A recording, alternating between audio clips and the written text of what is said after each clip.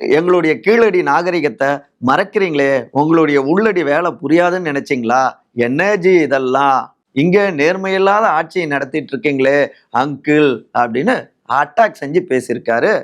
அவரே தாங்க தவேகவுடைய தலைவரான திரு விஜய். மதுரையில் ஆகஸ்ட் 21 மாநாட்டில், 2வது மாநாட்டில் அவர் ஜீன்னு சொன்னது பிரதமர் திரு நரேந்திர மோடியை, அங்கிள்னு சொன்னது தமிழ்நாடு முதலமைச்சரான திரு மு.க. ஸ்டாலினை. சரி, இந்த மாநாடு எப்படி இருந்தது, அவருடைய உரை எப்படி இருந்ததுன்னா, கிட்டத்தட்ட ஒரு 35 நிமிடங்கள் பேசியிருந்தாரு. அதில் வழக்கம் போலவே ஒரு குட்டி கதை சொன்னார். ஒரு அரசன் விதை நெல் அப்படின்லாம் குட்டி கதை சொன்னார். நேர்மை இருக்கணும்னு அதனுடைய மாறல். இன்னொரு பக்கம் அந்த பஞ்சு நிறைய பேசியிருந்தாரு.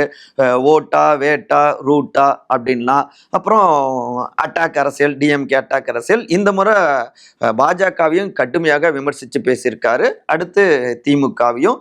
கூடுதலாக ஆர்எஸ்எஸ் உடைய அடிமையாக நேரடியாகவோ மறைமுகமாகவோ பாஜகவோடு கூட்டணியில இருந்து தங்களுடைய அடையாளத்தை இழக்கிறாங்க, அவங்களோடவும் நாங்க கூட்டு இல்லை அப்படிங்கிற ரீதியில பேசுறாரு. பாஜகவுடன் இருக்கும் வரை இல்ல, கூட்டணி இல்லைங்கிறத பதிவு செய்யறாரு. யாருன்னு உங்களுக்கே தெரியும். அதிமுகவை குறிப்பிட்டு தான் பேசுறாரு.